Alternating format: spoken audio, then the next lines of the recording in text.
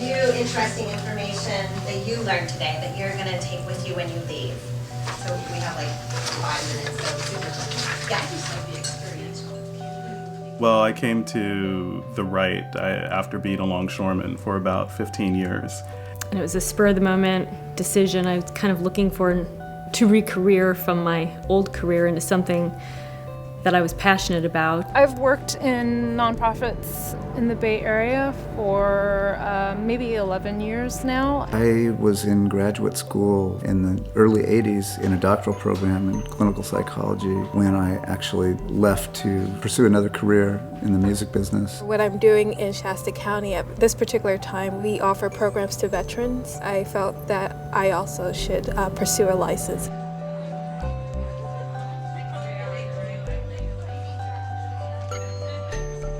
So one of our goals at the Wright Institute is to have as diverse a student body as possible, because we think that helps people become better clinicians when they are learning from people different from themselves. So it's not just all what we give to the students, but what they bring to the community. You've got 20 different perspectives, and a lot of what I learn comes from other students. There is a different kind of diversity in my cohort than what I had originally conceived of.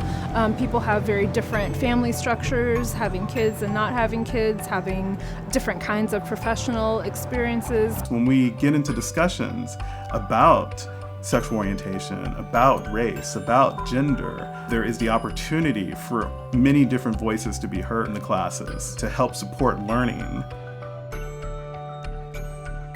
We are training our students to work with a diverse population. Our philosophy here at the Wright Institute is to prepare our students to work in society using a resiliency, recovery, and strength-based model.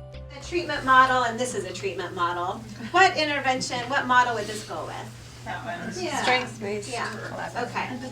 The Wright Institute focuses on the recovery model and how that person can recover from a mental illness and yet still become not necessarily a cured person, but a functioning person in society. It's really about looking at people's strengths, their assets, what they bring into therapy, as opposed to focusing just on what's wrong and pathology. Most people in going through their life have ways of coping, and so it's about allowing and bringing in all those things from the outside, allowing them to be in the room if they assist a client, and not being so married to theory that you refuse to allow the client to have strengths.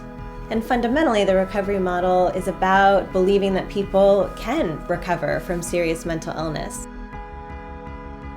It's really emphasized pathology, and you're riding a new wave. It's a new ship. There are different ways to view a problem. There's a social justice underpinning to everything they teach here. When you get out into the field, it's so clear that they're looking for someone who has this kind of orientation. We draw students who are really socially conscious, who want to make a difference, who have a lot of experience in that field already in some capacity. They're advocates in other arenas. We don't choose this work, it chooses us. And when we could come in, when we are able to pool our life experience and that wisdom and back it up with theory and evidence-based treatment, then we have a platform where we can really affect change in our society. Okay, so we're going to do a quick one around joining and learning about each other. And this is a really good one to do with kids and adolescents who, have difficulty in general saying, well, this is who I am, and these are my strengths and that kind of thing. This is a very much a strengths-based one. One of the best assets of this school has been the support around practicum, and knowing that the Wright Institute has a really good reputation and stance with many of these community mental health organizations where we will be doing practicum. All the practicums that they participate in are working in outpatient clinics or hospitals or jails, school settings, so seeing a really diverse clientele. So we're really preparing clinicians to be prepared to work with those kind of issues that are in the front lines of social injustices. Group setting, as you're getting feedback from other group members, your awareness to see your blind areas grows, hopefully. That's one of the outcomes of group. The weekend is definitely an intensive, concentrated amount of time to absorb a lot of new information. Instead of, having to rush from work, think about it for 3 hours and then go to bed and wake up and think about something else for a long time, I really get to concentrate on the learning here with the weekend program. We do a minimal amount of lecture and a lot of role playing and discussion and watching of videos and different experiential exercises to keep them engaged and learning and practicing the material throughout the weekends. Once a month, I'm going to go back and be with this cohort of people and who are going through a very similar experience that I'm going through, who come from backgrounds that are different than mine. But in this moment, we're sharing something. And I think that's something amazing that the Wright Institute can offer.